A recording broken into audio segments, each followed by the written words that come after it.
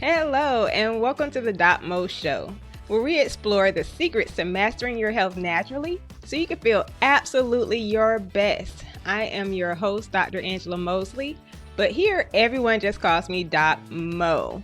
So on today's episode, we have a very special guest, Taryn Firkser, who is a certified holistic nutritionist and creator of Aubergine and Olive, a site dedicated to sharing nutrition advice and guidance before, during, and after pregnancy to promote optimal health for both mom and baby. Taryn has a passion for educating and empowering others to take control of their health, and she has helped many families improve their health through nutrition and lifestyle change. And today, she'll be sharing her knowledge and insights with us. So please help me in welcoming Taryn to the show. Hi, thank you so much for having me here. Hi, Miss Taryn. How are you doing today? I'm doing great, thanks. How are you doing? I am awesome. So tell me a little bit about what this Aubergine and Olive is, what you do, how did you get into this? Welcome.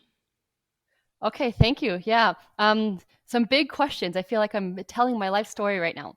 But so basically, Aubergine and Olive is my holistic nutrition practice.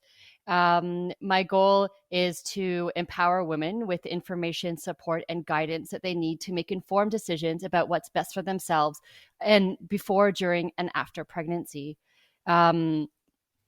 So I offer nutrition consulting services, like I said, offering advice on nutrition and wellness to women at all stages during their pregnancy journey. And I offer that through consultations, mainly virtually, and information as well on my website. Awesome. So we talked a little bit before this, and I really want the audience to get a sense of who you are because you really have an interesting background and you didn't start off in holistic nutrition. So do you mind telling us a little bit about what was your background before this and how did you transition into what you're doing now? Yeah, sure. I definitely have not always been into nutrition, and I haven't always been a holistic nutritionist. In my previous life, I was actually a diplomat. I served with the Canadian government. I'm based in Canada. I did that for about 15 years. And while it was like super cool and interesting, I lived in 4 countries. I traveled everywhere, worked on interesting issues. It was super, super hectic. I was busy. I was stressed out. I was getting burnt out. And I felt like I really didn't have a good work-life balance. I was growing my family at the time, and there just wasn't enough space to work hard and meet all my work demands and also have time for my kids and my family. So I knew that this was as kind of fun and interesting as it wasn't really a sustainable career path for me. And I knew that I had to make a change. So it was not a decision that I made lightly. It's something that I thought about for a really long time, especially because if I was going to change, I wanted to do something that would bring me kind of joy and fulfill my passions, but also where I would have time for my family and I wouldn't feel like this crazy stressed, burnt out feeling that I was feeling. So I spent a lot of time thinking and doing a lot of self-reflection and asking myself, what do I really want to do? What is going to be the thing that is going to feel really good inside? And when I figured that out, it was like things clicked. The timing was right. And I just felt so motivated to make the decision. So, I really thought a lot about how I had this longstanding interest in the connection between what we eat and how we feel. And I also really felt passionate about genuinely wanting to help people and make a difference. So I thought a lot about, well, how can I combine my interests and passions together? And I kind of realized that would work very well in the field of holistic nutrition. So I quit the high-flying lifestyle job of diplomatic service and went back to school, got my certification as a holistic nutritionist, and started my practice at Aubergine and Olive. When I was starting my practice, I did a lot of thinking and reflecting about what do I actually want to focus on when it comes to nutrition and wellness, and I thought a lot about my past self, and I remembered when I was pregnant with my first child, and when I first found out I was pregnant, I felt so overwhelmed and confused and paralyzed because there was just so much like information out there, and I didn't know what was right and what I should be doing or shouldn't be doing. And I really wish that I had somebody who could guide me and support me. And through, the rest of my journey growing my family, through miscarriage and fertility issues and other pregnancies and postpartum periods, I remember wishing that I had some kind of support there. So I decided that I would like to be this kind of support and guide for other women, women who are planning a pregnancy, struggling with fertility issues, who are currently pregnant or postpartum, and are feeling like they need some guidance and support to best nourish themselves and their babies. So that was kind of my motivation in deciding to focus on kind of pregnancy, holistic nutrition, and helping women through their pregnancy journey. Wow. That is amazing. And I think it takes a lot of courage to leave a corporate government lifestyle and the security of that to really branch out on your own and do something that you're truly passionate about. So kudos to you for, just having the courage to step out and do that. And now you're making an impact in women's lives and families and those kids' lives who you help. Yeah, thank you. It was definitely a hard thing to do. It was very scary, but I really believe that like we shouldn't let fear stop us from doing things. Absolutely. And if that was all that was standing in my way, I wasn't going to just stand by and not do it. So I kind of had to push through that fear.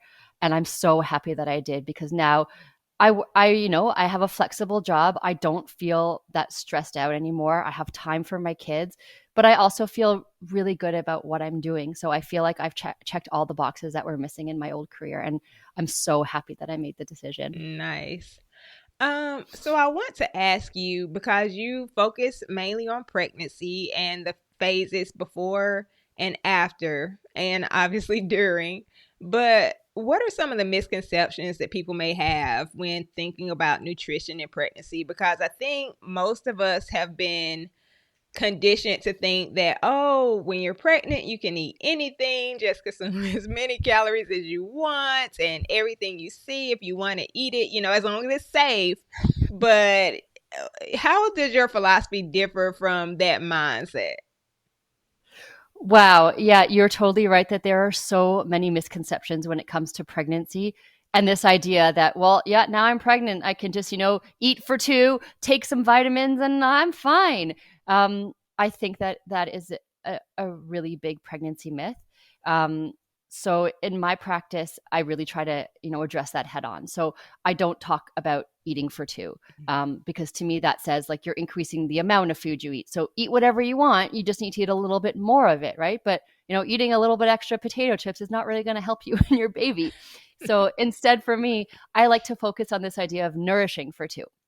So that's looking at not how much you eat, but the quality of the food, right? So what it is that you're actually eating, so that you're eating food that is going to give you the vitamins and minerals and other nutrients that you actually need to grow a person and to feel really good while you do.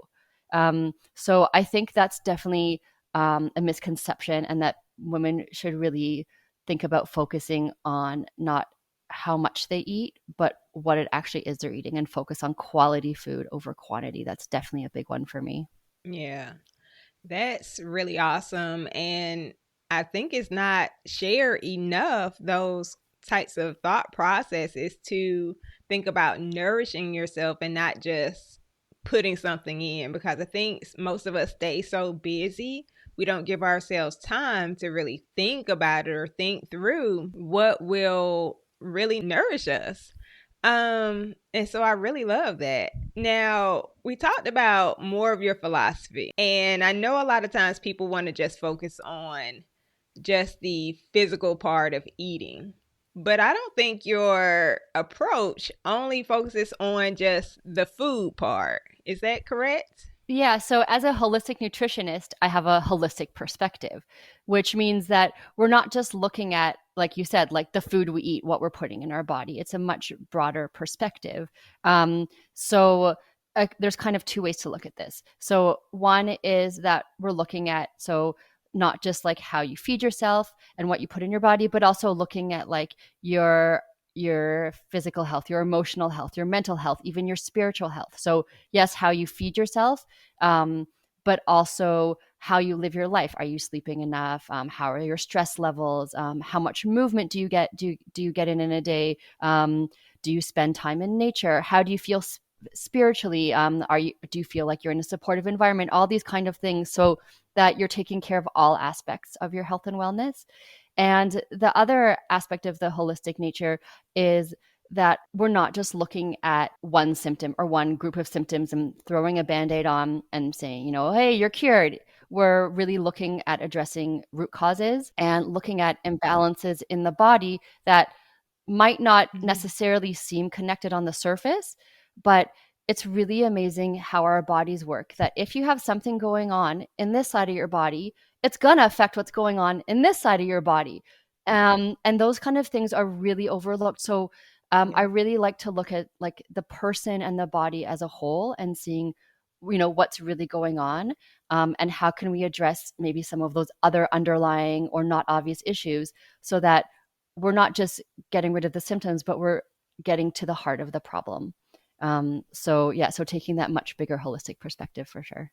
Yeah, that's amazing. And I think so many people focus just on diet or just on an eating plan and things like that. And that's not going to be the total solution for most people. So I think that's really awesome that you really dig into discovering where that underlying cause is and addressing it with your clients. So that's really amazing. Yeah, thanks. The other thing that I was just thinking of is when it comes to diet. So, just thinking about like what you're eating is not going to be enough, but even not thinking about how you're eating can also be a problem. That oftentimes we don't think about how we eat. We just think about what we're putting into our bodies. But how you eat. So for example, if you're eating on the run, or you're like super stressed out when you're eating, you're chewing your food fast, you're not getting things broken down, is really going to affect what happens with that food once it goes in your body. So how you digest it and how your body gets the nutrients from that food to the rest of your body, which then is going to affect how you feel afterwards. So even when it comes to food, even that part of it, it's a lot more than the what you eat. You really got to think about the how you eat as well, because that's going to affect how you feel overall. Yeah, I absolutely agree with that. And even with my own functional clients, we address the same thing because so many people think it's about choosing which foods to eat. But the matter is so much bigger than that. Like you're saying, how you're eating, when you're eating, all of those things contribute to your overall health. And so I think it's just amazing and awesome that you do that. Like, how did you come on this information and develop such a comprehensive approach? Because most people just don't have that. Um, it comes from two areas. So one is from my professional training, um, and I kind of have an analytical mind. So when I learn something, I don't just take it at face value. I like to understand why and how. So doing a lot of like critical thinking into the information that I was given, so that I understand it and think and understand how it works, and that I really feel comfortable that like these are the facts and that there aren't any other kind of nuances or opinions. So, but part of it, so it's kind of from that evidence-based side from my professional training, but the other side is from my own personal experience. So, as a mother of three, I've had a long pregnancy journey, and I've learned from my own personal experiences what works and what doesn't work, kind of like experimenting on myself a little bit, and taking information or advice or things I've been told and trying them out and seeing how it affects me or how it affects my own kids. And then understanding, well, why or why didn't it affect me in a certain way, and kind of going from there. So like a bigger learning process for sure. And then taking all of that. So like from my experience and my knowledge, and then, and now I feel like I can take those two sides and apply them to whatever's going on in my clients' lives. Mm-hmm. Yeah, that's awesome to make those kind of leaps to be able to help people in a much more comprehensive way.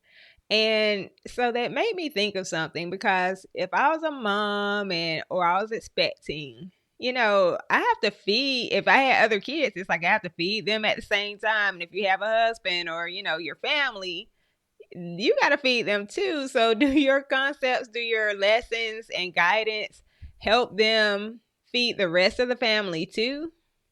Yeah, for sure. Because nobody's going to be making like something for the kids and something for their husband and then something for themselves as well, right? Unless like you happen to be have a personal chef. That's not a realistic lifestyle.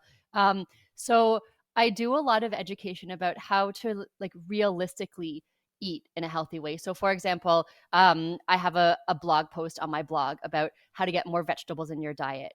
And I give like really practical, easy things that you can do to get more vegetables in very easy ways, but ways that you can easily get more vegetables into the rest of your family. So you're not like veggieing up just your kids, you're doing it for yourself as well. And there's things that are so easy to do that like it just takes a few minutes. It's really not like a whole extra burden to do it. So offering easy practical tips is definitely, yes, definitely something I include. So otherwise, it's just people are just not going to do it. Oh yeah, I love that easy part and only a few minutes because some of us are so busy and we work a lot and we do a lot and we just have a lot going on, whatever that entails for us. And so the simpler things are the better. And I think, that's why so many people get intimidated from reaching out to someone or getting the help because they maybe think it's just going to be too complicated or they won't be able to do it or they won't be able to sustain it. So do you focus on creating sustainable plans for people where they can keep doing it and maybe learn the principles and continue to apply those as they move forward? Because pregnancy is only a short time. Maybe it doesn't feel short towards the end of the process, but once that phase is over, can they take these principles and move on and continue with a healthy eating lifestyle from there? Well, that's definitely the goal because doing something for a few days or a few weeks, it's not really going to do a lot of good. It's more about developing like routines and habits that are going to be stuck in your day and in your schedule that you're going to keep doing. So, how I really like to do that is by making plans that are personalized and customized to my client because everybody is different. Everybody has different things that they're juggling and different lifestyles and pressures and time constraints. So it really depends on the person. So everything that I create for my clients is definitely based on their circumstances. Some people are like they're ready to go, they're super motivated, they want to change everything in their lives and they want to do everything right away, and maybe they can handle a lot more changes. But other people already have a lot going on in their lives and they want to make some changes, but they don't have a lot of space for it. People like that, maybe it's a better idea to move a little bit slowly, but get to that goal, but in a realistic way. So making sure, yeah, that everybody has things that are tailored to them and that are going to work for them is definitely a goal of mine. Yeah, I love that because, what I see are so many people trying to copy someone else's plan or routine. And it's like, that doesn't necessarily work unless you're them and you have the same lifestyle and the same schedule. Things do have to be customized and tailored for you and your personal lifestyle and what you have going on. And so, I think that's really awesome that you are truly customizing your plans for your clients because, yeah, I've seen it too often where people try to just print off a diet off the internet and, try to take this cookie cutter approach. And it just, most of the time, it doesn't work. Yeah, especially when you're looking for long-term changes and not just a quick fix. You need something that's going to work for you and that not just something that worked for someone else. Absolutely. So I did want to touch on another subject that's somewhat related, and you mentioned it a little while ago, which is infertility. And it seems that infertility is its own very devastating epidemic right now. So, how does what you do help women if they are trying to get pregnant or struggling with something like infertility? So I really enjoy working with clients who are in that preconception phase, whether they've just started thinking about planning for a pregnancy or they've been trying to get pregnant for a while and are facing some challenges. It's a great area to work in because there's a lot going on there, but there's definitely solutions. So clients who are in that phase, it really depends because like I said, I really tailor everything to the specific individual. So it really depends on what's going on with them. But there are some like general strategies or areas of focus that I take when it comes to planning for conception. And these are things that are also super important to consider if fertility is an issue. But when it comes to working with fertility challenges in particular, it really depends on what's going on with the client. Like I said before, I like to look at the root causes of problems and imbalances in other areas that might be affecting what's going on. So I really try to look at that bigger picture and think about, what exactly is causing these issues and how can we address those causes, while at the same time making sure that the people involved themselves are in a good position for conception. So to make sure that their health and wellness is at the optimal point for sure. Yeah. Awesome. So, another question, and you mentioned this one already a little bit, but I want to talk about prenatal vitamins because, even in my field of study, and I study as a family medicine doctor, so, we had to deal with women in their pregnancy and things like that. And then you're recommending prenatal vitamins, but what is the deal with prenatal vitamins? Are they kind of, is anyone you pick okay, or are there certain things you're looking for as far as the quality when you're looking at prenatal vitamins? I'm so happy you asked this because this is kind of a big passion of mine. Talking about like pregnancy misconceptions, you hit it right there. That like this idea of that you have to take a prenatal and that anyone you take is fine is something that drives me crazy because there's just so much incorrect information out there about prenatal supplements. And if you follow me on Instagram, you'll see that I talk a lot about prenatals.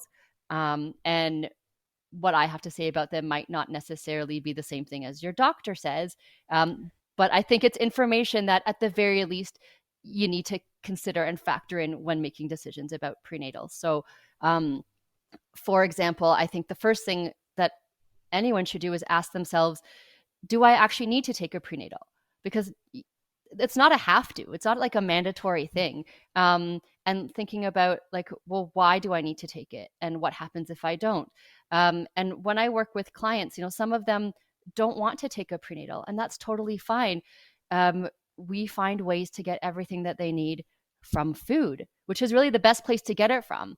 And other clients I work with, we also have that goal of getting everything that they need to grow their baby and that they need to thrive from their diet, and use a prenatal kind of like as a backup insurance policy. And when it comes to people that do choose to take a prenatal, we talk a lot about quality because, like I said, they're not all the same. Prenatal vitamins are absolutely not all created equally. If you go to your local store and you grab a bunch from the shelf and look at the back of the ingredient list, you'll see that they're different. The actual nutrients that they contain, and then the quantity that they contain, and the form that they're in, and the other ingredients, they're all completely different. There's no like standard formula that has been developed for prenatal supplements. So there's really a lot of difference between them. So understanding what the differences are and which ones are, perhaps a better choice or not, is definitely an area that I think that everybody who chooses to take a prenatal should be informed about. This is why I have this great resource on my website. It's a guide to prenatal vitamins that contains the information that women need to know to make the informed decisions and the right decisions about which prenatal vitamin should they take if they even decide to take one. So like things to look for that will indicate that it's good quality, which are the nutrients that you want to have included, and which forms it should be in, what are some of the little tricky non-medicinal ingredients that you want to watch out for that maybe you don't want to be ingesting, things like that. So that's a resource that's available for free on my website, and is open to everybody so that everybody can have that information so that they can make the right decision about their prenatals. Absolutely. Yeah, I just shared your website with everybody and kind of popped it up there on the screen. And so I'll pop it right back up there one more time so everyone can see it. And say it for our listeners, because like some people are watching, but a lot of people are just listening. So if you tell them, what is your website? What do they need to type to find you? Sure. So my website is www.aubergineandolive.com. And if you go on there, there's a link on the top that says free resources. And in there, you'll find a few things. But one of them is it's called The Ultimate Guide to Prenatal Vitamins. And that has all the information you need when making a choice about a prenatal.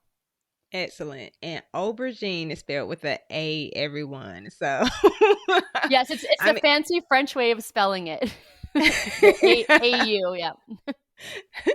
And no, I love the name of the website, because when I first saw it, I was like, oh man, this feels like it's time for hot tea. I just want to stick my pinky out and go somewhere fancy. So yeah, I'm glad we mentioned the prenatal vitamins, because what I do, I kind of scrutinize the recommendations that the medical community makes also. And I was shocked when I started digging into prenatal vitamins and the quality. I mean, I don't know if you mind us staying on this topic for a little bit, but I think it's interesting, some of the ingredients that are actually causing more problems and issues in the long run in the actual vitamin. And, being trained as a physician, we were like, they teach us, no, they have to take prenatal vitamins. Like, it's a given. You don't have a choice. If you don't, then the child will get birth defects and all these things. And there are risks. So, what you're saying, that you need a full coverage diet as far as your nutrition goes, is very important. And instead of us taking the lazy way out and just trying to pop a vitamin or any kind of pill to get us covered, doing it from the food is going to be so much more helpful, rather than just trying to take a supplement. And so, certain ingredients, like if you see folic acid in your prenatal vitamin, that's a problem. Folic acid and natural folate, which you do need and your baby needs, are necessary, but folic acid is going to be a problem. And, I think a lot of people, even health professionals, don't really recognize the difference between the molecular compounds and are recommending things that are actually causing or have the potential to cause harm. Not that it is, but, it definitely has that potential, I think. Especially with leading to thyroid issues and other issues, and we see this rapid spike in thyroid dysfunction after a pregnancy. And I'm like, could it be the prenatal vitamins that are contributing to these problems? So, I know it's, kind of out there, but I think it's a real risk. And like you said, just people need to be educated about what's in there and what they're really putting in their bodies. And I mean, the industry needs to catch up and be like, let's not recommend things that have the potential for harm for people. Yeah, and the thing with the folic acid too is that you hear from your doctor, you got to have folic acid during pregnancy. You got to have the folic acid. And if you don't, then there's the risk of birth defects. And that, I think, is dangerous information, because first of all, it's not true. You don't need the folic acid. You need the folate, which is the natural form of the vitamin. Folic acid is a synthetic form of it. So you don't need the folic acid. You need the folate. And folic acid, taking a whole bunch of it, might not prevent birth defects. For example, there's a genetic mutation that kind of a lot of people have, maybe even like up to 50% or more of the human population has. And if you have this genetic mutation, you can take all the folic acid in the world and your body's not going to be able to do anything with it. So for people like that, taking folic acid is not going to prevent the birth defects that the doctors say that it's going to. People in that situation really need to be taking not just folate, the natural form, but a particular kind of folate called methylfolate, which then their bodies with this genetic mutation are actually able to use. And there's just really not a whole lot of information out there about that. And it's kind of shocking, given that so many people have this genetic mutation, and folate is very important in preventing all kinds of issues, not just birth defects, but things like preeclampsia and preterm labor, and how postpartum recovery goes. So, like, understanding that just because a prenatal has something in it means it's good for you is not is important to understand that it's not always the case, and doing some digging and having the right information about, what is it that you're actually taking. Is it good for you, or is there a potential that it might actually be doing some harm? um, Having that kind of information is super, super important. Absolutely. I mean, I 100% agree. And I mean, it's because I, kind of stepped away from the conventional thought process, more than a decade ago. And so it's like I completely understand what you're saying. And, like I said, the industry is time to catch up, because the information is out there. It's out there in the research. The doctors aren't really aware or seeing, what's really there, and the information that we do have access to help ourselves be a lot healthier, and like you said, in a much more natural way. And you bring up a good point, and I know we're kind of staying on this topic for a little bit, but the genetic differences that people have about, you know, MTHFR gene mutations and those sorts of things. And most doctors just don't say, they don't have a clue. They're like, MTHF, what? Is that a cuss word? Like, no. But it's something that we need to know whether our patients have that particular mutation or not, like you said, to know how to best help them and how to serve them. And, instead of walking around and being a little bit clueless about, well, just take this vitamin and you're going to be okay, because that may not be the truth for everyone. So, Yeah, and this is one of the big reasons why I don't think that all women should take a prenatal, even as a backup. I think that by far the best way to get everything that you and your baby needs is from food, is from your diet, because you're getting the natural form of the nutrients in there. You're getting the right combination of nutrients together, so your body is better able to use those nutrients, and you're not getting any kind of ingredients that may not have been properly studied or might have side effects, or ingredients that we know are toxic or carcinogenic that are often added to your supplements. With food, you know what you're getting, especially if you're eating real food, which is what I call, food that's made by nature and that's not made in a factory, like actual yes. real food that is it's vitamins and nothing else, right? So there's nature's prenatal right there. Absolutely. So, I mean, I hear that, but then it's like I also see the studies where the nutritional value of food is going down some. So it's like, now let's have a more engaging conversation. Because, and that's shown in the research too. So it's, the food that we're getting and the nutrients that are in them, it's not at the same quality that it was 50 years ago or 75 years ago and things like that, because there's just so much nutrient depletion in the soil and things like that. And our lifestyles are so different now. I mean, we are under so much pressure and so many demands that our body just needs more. So, I mean, I don't know about you don't need a prenatal vitamin. I mean, I think you need a very high quality, even maybe to supplement with the food. But I think it depends on, like you said, it's dependent on the person. It's going to depend on your diet and your lifestyle and how much of the recommendations you're going to take, because that's still a contributing factor too. As you make the recommendations to people, but there's still a variability in how a person will apply it, and how much they will do and how much they can do. And I don't know. I think it's just an interesting topic. Yeah, I think it's a good point that, that we have to consider the nutrient quantity in our food that has depleted, and also consider, how much people are going to follow recommendations.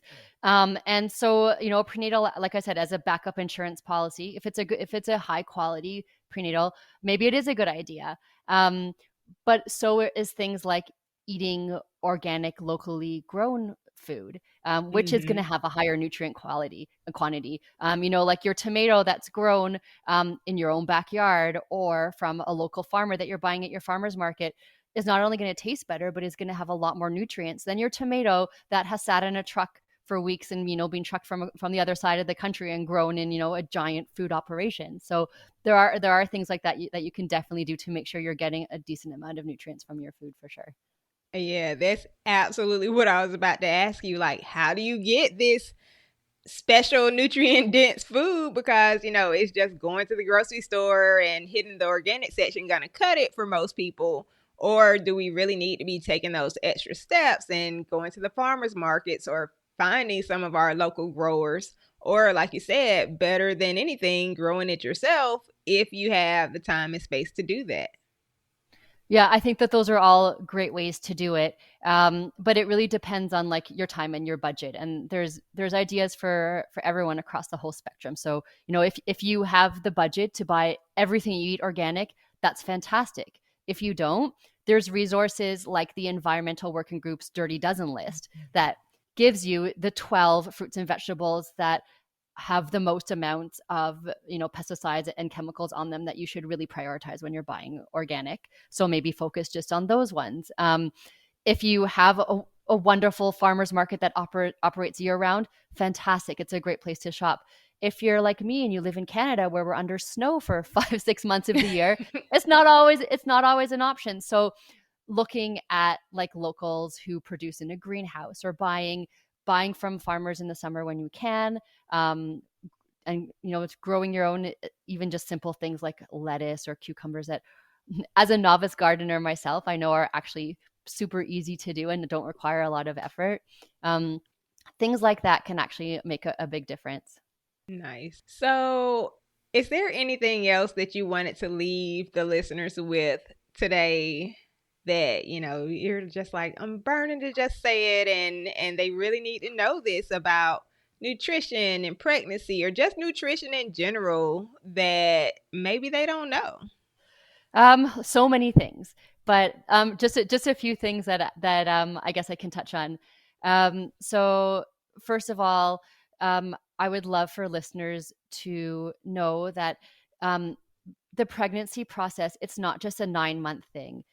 It lasts the entire pregnancy journey from like months or even years before you actually make that baby through the pregnancy. And then again, weeks, months, even years afterwards. So it's a long-term process. And it's a really important to focus on health and wellness throughout that process. And it's not just a 9 months and you're done kind of thing. So I think understanding that will go far in helping women, especially, to kind of thrive during that period and not just grow a person and then continue on with their lives and have a hard time recovering afterwards, for example. Oh, Um, yeah. Something else that as a holistic practitioner that I feel is important, and I talked a little bit about this before. So yes, what you eat is important, but so are a whole bunch of other factors like getting good quality sleep, managing your stress properly, moving your body on a daily basis, reducing your toxin exposure, even things like spiritual aspects and your mental health and well-being. Those are also really important too. So making sure you're like, that women are considering the whole holistic picture and not just throwing some food in and then you're fine. Um, Right.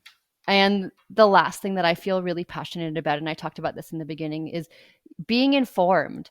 Um, so understanding that you don't have to do something just because somebody tells you that you do.